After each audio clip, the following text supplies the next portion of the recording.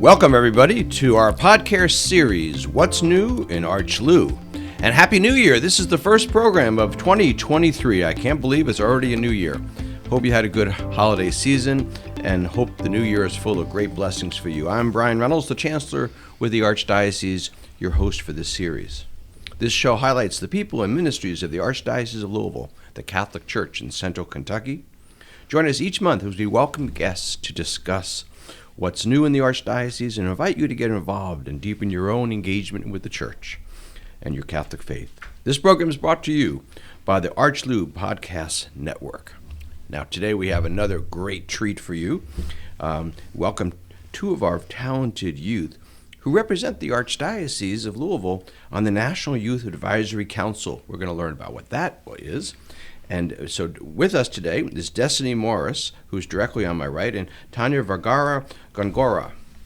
I've been practicing because she said I have to have an accent on that, and my little Irish heritage doesn't quite get there. But we'll do a good job. Thank you both for being here. It's an opportunity they've had of a lifetime, I believe, being on this council, because being on the council, they got to meet with our Holy Father, Pope Francis. We'll talk about that trip in a few minutes. As well as their thoughts about prayer, about leadership, about being a young person in the Church, and how to inspire other young people.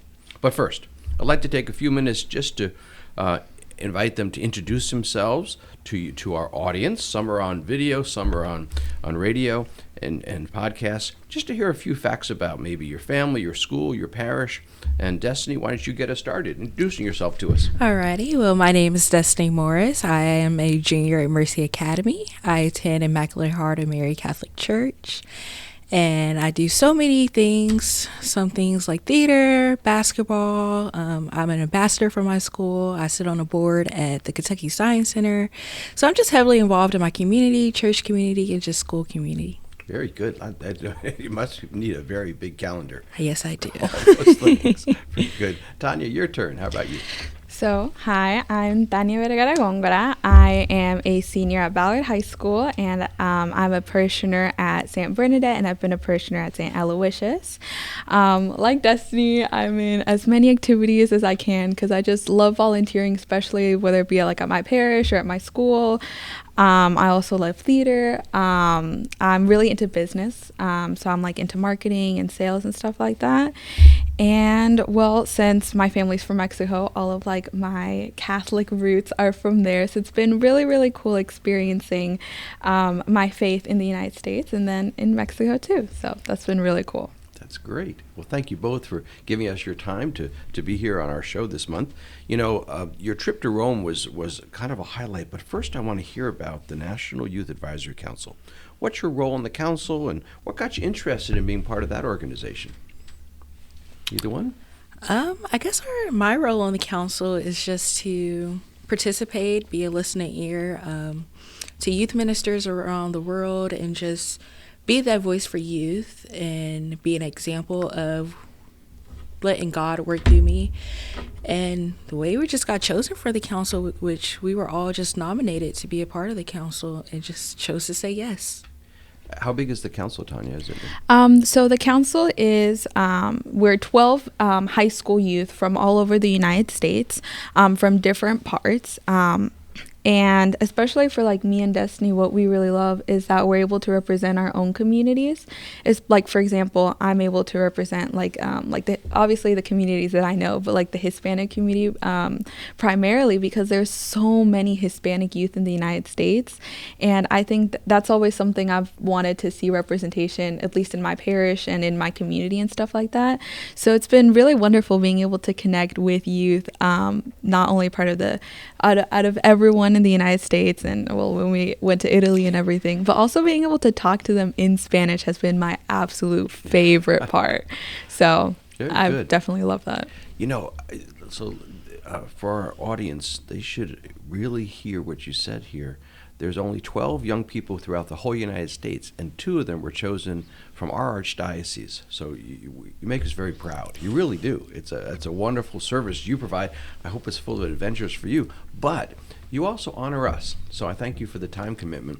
With both of your schedules, a national board is another thing to keep you busy. Has the group met a couple times? How does the group work?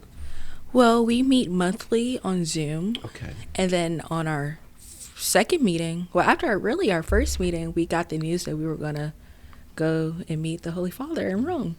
Yeah, we like couldn't believe it. It was just like we found out we were accepted in the council in like July this like past like last year. Right. And it was just like before school started or anything, it was just like this big thing. It was just like no way. So we met officially for the first time in August.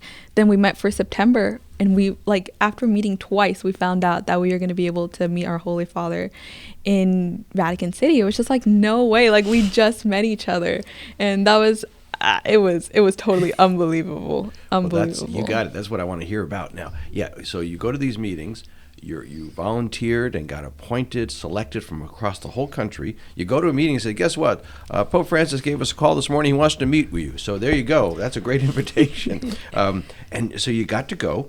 I want to hear a lot about this, but so maybe start with what was the purpose of your meeting, and then what you experienced there.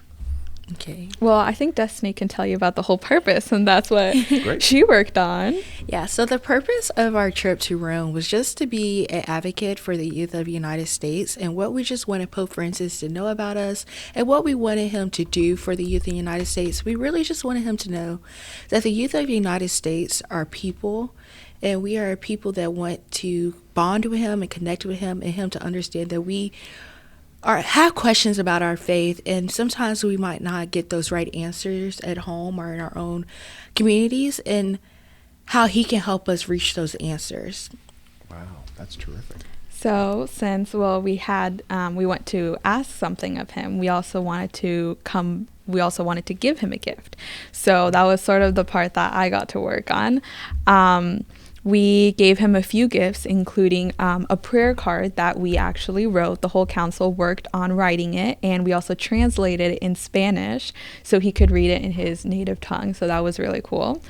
And we also wanted to make him a bracelet, sort of like a friendship bracelet with 4 strands. So it was blue for wisdom, white for purity, green for unity, as sort of showing that symbolic representation of the unity of Pope Francis and the youth in the United States. And lastly, my favorite one, yellow which represents joy, which coincidentally was also his message. So that was very, very cool. And I actually got to put it on him, which I didn't know I would be able to do since I made it. It was just like, whoa, like they were like 5 minutes before, they were like, hey, why don't you ask him if you can put it on him? And I was just like, sure, I mean, why not? I did not expect that. When you got to be with him, did you find him easy to talk to? I know you only had a few minutes each, I guess, but how was that? I think it was just very easy to talk to him. He was very interested in what we had to say. He was very engaged in what we were saying. So it made it easier. And I think it really helped us calm our nerves that he's just like us. He understands us, and he wants to know what we have to say, and he values what we have to say. That must be special to feel valued by the Pope. Were there a lot of people around, or was it like a private meeting? How did that work? Well, it was right after a general audience. Okay. So we were rushed on stage, and it was a lot of people around us. There was a lot going on. And originally we only had 30 seconds, but we were able to get a little bit longer and just really take our time and talk to him. And it was just very calming. Even though it was a lot going on around us, just in that moment, we were all able to just be present and just speak what the Lord had on us. To be focused right with him and so forth. Yeah, it was very cool because it was just Destiny and Olivia, another member of the council, they went up first to share our message with Pope Francis, and then me and Justin, another member of the council, gave him the gift. So it was just when obviously when I was in the moment, I couldn't really see it, but it was just when I looked at the pictures, I was just you could see how attentive he was to what we were saying. It was just there were so many more people on in the square at that time, but it was just we were the only ones at that second. That's great. At that moment, and that was probably the coolest thing ever. I was just I don't know, you can't, it's just. It's been a number of months since you had this experience. As you look as you look back on it, but also when you were there, can you name something you learned from it? Something you learned that you didn't know before you got there. I think I learned the difference between being happy and being joyful. Tell me. Because happiness is just a moment in time and it can come and go, but being joyful is you're choosing to always be joyful in anything that you do. No matter what feelings might come, you're choosing to have the joy in the work that you do, the volunteering that you do, the love that you have for others, and just continue to have that, even if you might disagree with that person, but just knowing that I have joy and I'm able to share the joy with other people, and that's my purpose of loving you, because I see the joy and the love God has for you and share that what he has given to me to give to you. What a special learning. That's great. That's just very moving, frankly. Anyone add to that? I am a person that loves like global mindedness. So especially with my family being from Mexico, I loved seeing different cultures and different ways that depending on where you are around the world, you view things differently. So it was very cool being able to see how the Catholic faith was celebrated and lived and experienced in Italy compared to how we experience it and we live it here, because that's our roots, that's the origin. So it's just like being able to go to St. Peter's Basilica and see St. Peter's tomb, going to Assisi, going to we were during that time we were praying to our blessed Carlo Acutis, so being able to see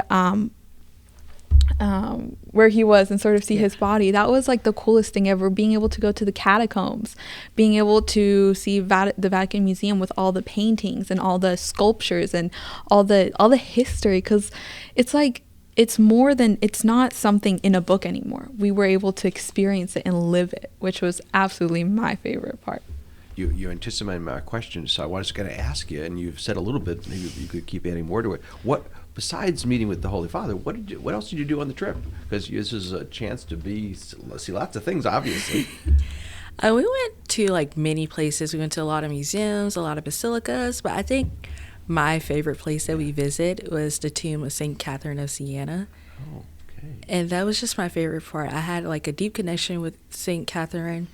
I attend like Mercy Academy, so our founder is Catherine Macaulay, and her name came from St. Catherine of Siena, and that just meant a lot to have a piece of home. Yeah. Somewhere where like you never know where you're at, and just being able to pray to her to ignite the fire inside of me. And another personal connection for you. That's terrific. Now you talked about museums and pictures and so forth. Anything else you want to add to that? For me, it was also like the culture, because like in Mexico, there's like the structural, the differences are, you can see, because it's more like not like country or rural, but it's different from here in the United States. You're not able to just walk normally on the street, but in Italy, like that's our main mode of like transportation. Like everyone was walking, and I think I'm really into like architecture and stuff like that. So I really liked how I could see that, but also I was able to talk to so many people in Spanish in Italy, which I really like. So okay, very good. Now I'd like to talk to you. We could talk about that trip. You could probably talk about it for hours, and I would love to do that. But I want to not miss this opportunity for our listeners to hear from some of our wise young people. I call you that because you've collected these experiences, and that's where wisdom comes from. Obviously a gift from God, but just the wisdom of experience. So I want to ask you some questions, if that's okay. So what do you think called you to be in a leadership position? Why are you a leader? What happened in your life that brought you forward to leadership? I've always been a person that if I'm able to bring change to whatever I see, that like it's like, oh, there isn't enough representation, I'm willing to take the first step to bring that change, especially at, like, for example, at my church, like there was like barely any youth involvement. There was youth altar servers, but other than that there really wasn't anything. So I joined my parish as an instrumentalist with the clarinet. Then I joined the coffee ministry, and lately over these past 3 years I've been lecturing. And I was like the first like real like regular youth. So it's just like seeing those changes and being sort of like the representation to see like to show my other like peers and stuff like that, hey, you can do this too. It's just like being able to do all that change and seeing, oh, this hasn't happened, well, why can't this be done? So I'll like be willing to take the first step. So I think that's so an really example or an ambassador or showing that. Yeah, and so basically. Yeah. Yeah. How about you, Destiny? I think personally, I've always been in leadership roles, even when I was younger. I think that was always something that I was always able to lead and do. Like, even though how many times I tried to deny that wasn't going to work for me, or I wasn't able to think I was going to be able to lead a group, it naturally happened. I just had a natural leading spirit. And I think over the years, I think really high school has really helped me find my real leadership roles and positions and just characteristics of a leader, and how do you work through confrontation, how do you work with others and just people of different backgrounds, and how do you unite people in what they're supposed to do. You know, I don't want to speak so simply that it's an easy thing, but you speak so freely about your call to leadership. The church needs that. What do you think other youth need to hear from the church about leadership and young people? What do other young people need to hear? I believe that there is maybe like a stigma of how like the Catholic faith can only be practiced a certain way, and that can scare youth away, especially with how like the world is like changing and modernizing and everything. But they might see religion as this thing it's like, oh, it hasn't changed. It has to be this specific way. It's been going on for so many years. It's just like, oh, this is something like not old, but something that's just it's not really modern. So there's like, oh, I have to believe all of these things, and I have to do all of these things to be part of it. Because if not, then it's just like it doesn't work. Like I won't be accepted. But that's not necessarily true. So it might be this stigma where it's like you don't have to do all of these things. It's just your connection with God. That's the primary thing. So the church can be welcoming even in the midst of your questions and experiences you're trying to have. Very good. Yes. Yeah. I agree. Like, I think what I learned during my confirmation is that it's okay to like question your faith, and it's okay to question where God is in your life. And I think those questions are very important, because then you realize other people have these questions. You're not the only one feeling that way. And you're not the only one going through these emotions. And other people and other like older youth who have been through that can also help younger youth through that. And I think that's really important through the church to know that don't shut youth down for the opinions that they have, but ask them, why do you feel that way? Why do you think that this is not the way, and how can we as the church improve on that way, and how can we work together so the church can seek out your wisdom, your Mm-hmm. thoughts. Yeah, I'm glad you said the line about question too. Yeah, Scripture shows us lots of example of even the apostles question their faith, and I think most of the stories about the saints over the thousands of years showed us they all had questions. They may have turned out to be saintly men and women, but they certainly many of them had parts of their lives where they were asking serious questions, and so it's okay for young people to do that. I'm glad to hear you brought that up. I want to ask you what may seem like a little bit of a personal question. You talk about where the place of prayer fits in your life. I've always been a person, it's always come very natural to me, since I grew up with it a lot. I grew up with going to church with my mom and my grandmother in Mexico basically like every single day. So I grew up in a very, very religious Catholic household. So like whenever, obviously we go to like mass on like Sunday or Saturday, whichever day we go. But for me, it's always been just talking to God, how like I feel like there's this idea of like, oh, you can only pray a certain way, but that's not necessarily true. There are these prayers that you can say, and that's how you can talk to God. But there are also different ways. For me, I just talk to him like I'm talking to like Destiny, or I'm talking right now. It's just like, hey, it's just someone else that I can talk to whenever I'm going through struggles, or I also have like Our Lady of Guadalupe, since she's very big in Mexico with the Basilica of Guadalupe. So she's also someone else that I just like talk to them whenever, like when I say talk to them, it sounds very like not complicated. It's just like, oh, you talk to them, but that's really it. It's just like, oh, hey God, I'm like really struggling right now. I can't, I don't know what I'm going to do with this stats test that I have next period. Please help me. And I know everything's going to work out in the end, but it's just someone else that I can just talk to whenever I need to talk to someone and might not be able to talk to anyone at that moment. Very good. Very good.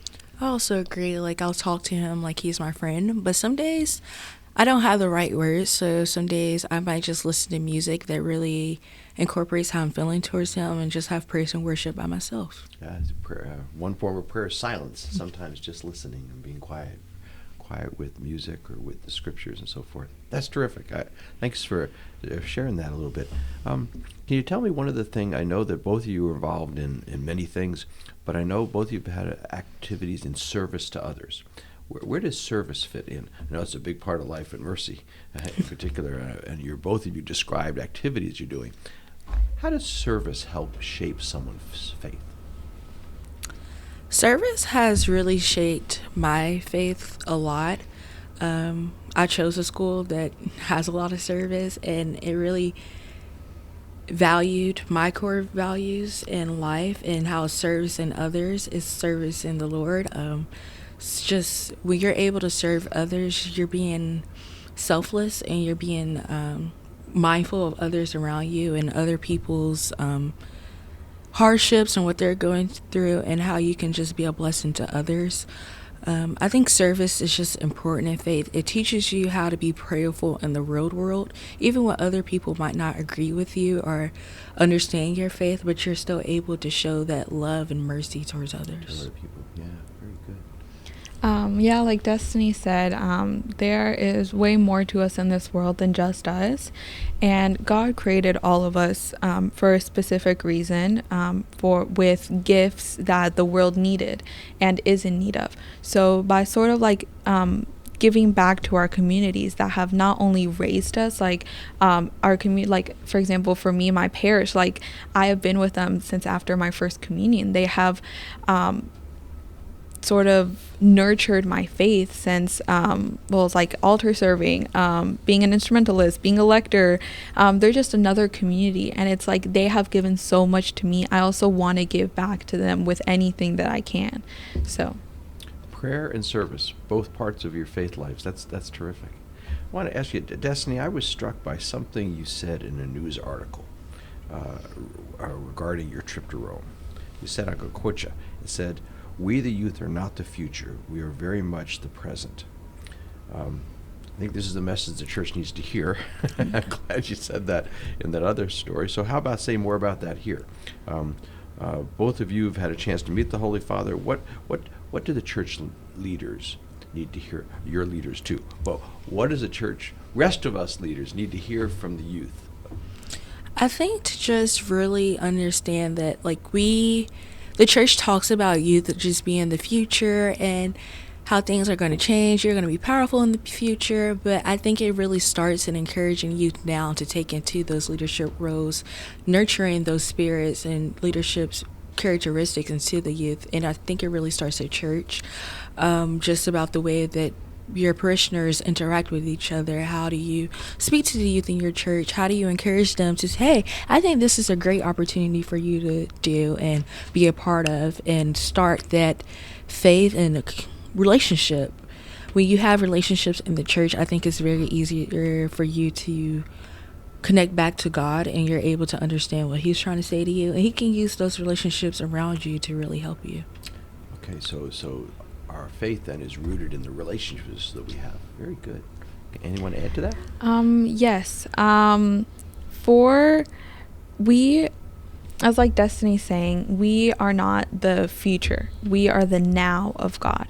Because if we want change, we have to be the ones to take that first step. No one else is gonna do it for us. That's why we are the youth. If we if we have that motivation and that calling to take the first step, then that's what we should do, because we know that the youth are basically, yes, they're going to be the future, but we have to be the ones to take that first step, as like I just said, to go to that future. Take the initiative now, not just say, someday I will. Yes. Exactly, because change doesn't happen overnight. It happens over time. Yeah. Well, speaking of change in the future, tell me about your future. Both of you are nearing the end of your high school years. What are you thinking about for your futures? Especially for college, I hope to do something with business related, which is what I absolutely love, sales and marketing and international business, et cetera, et cetera. But if there's one thing that I've sort of learned over this past, with 2020, is that I love public speaking, I love volunteering, and that is the way that I've sort of seen that God has been wanting me to sort of give back to my community and connect with other youth. So at least that's what I hope He wants me to keep doing, because I really love doing that, especially at NCYC. And I don't know, I just love talking to other people, hearing their stories, and being able to share my experiences so they can sort of like relate to them and better develop their relationship with God too. So business and public speaking, you sound like a teacher to me. Great process there. How about you? I have one more year of high school, but I'm still thinking about colleges. I want to go into biomedical engineering and still looking at schools, but I still want to continue my advocacy and what I do in the church now. Still stay involved in the church and just get more involved in my community and just do more service and some more things. Biomedical engineering and business. Boy, we could use both of you right now. But I know there's still a journey ahead. Before we close out, what is it you hope this whole experience now? You've had this, and it's not done. You're serving on the national board, and you've had the trip to the Holy See, met with Pope Francis. You've had more than one annoying interview with people like me asking you questions like this. What can you tie that into a neat bow, knowing this is not the end, this is as it is now? What has all of this, where has it brought you in your own faith journey? What has all this brought now? I think personally, it actually really ignited my spiritual journey. I think I'm a cradle Catholic, so I've always been involved in the church. I've always went to church, but I think it's different as you grow older, because now you're experiencing God for yourself and how He's working in your life, and you're understanding the hardships that you face, but how do I connect back to Him? And I think that's really important, because everyone can tell you who God is, but until you understand who He is for yourself, you'll never really get it. Wow, terrific. Yes, like Destiny said, I've always, I also grew up with it since I was little, but there you have to take another step, because after having grown up with the Catholic faith from your parents, there comes a time where you now have to take that choice and that next step to believing, because you've grown up in this community. But now is it, do I believe it? Do I believe in God? Do I want to explore more my faith, or is it just something I'm just gonna sort of go away from because I don't really understand it? So that's where it's really important to ask the questions that are really important, because God has a plan for all of us. If that is the one thing I have learned in my life these past few years, God has a plan for all of us. We won't be able to see it. Like I have no idea what I'm going to be doing, but we have to have that trust, that faith, and that joy that whatever God is going to put in our path, whether it be a challenge, whether it be something happy, it is going to be for a reason. So we just have to have that trust, that joy, that faith that it is going to be for a reason, and that we're just going to be able to make this world a better place. You know, both of you, I don't think you use this word. You've used many great words, but you are two women of hope for me. This has been really a pleasure to get to know you, hearing about your experiences, but more, as I said way at the beginning, hearing some of your wisdom, this wisdom about prayer and service and engagement and involvement, to be freedom to ask questions, to be on that journey. I really appreciate this opportunity. So thank you for giving us your time. Thank you for your taking that trip, but thank you for your service on the National Youth Advisory Council, and mostly thank you for your service to your local faith communities. We need you here at this Archdiocese. You're a really big blessing. So thank you for being with us. Thanks for having us here. And thank you, our listeners, for listening and tuning into this month's episode of What's New in ArchLou. Join us again next month as we move forward in 2023. Thank you all.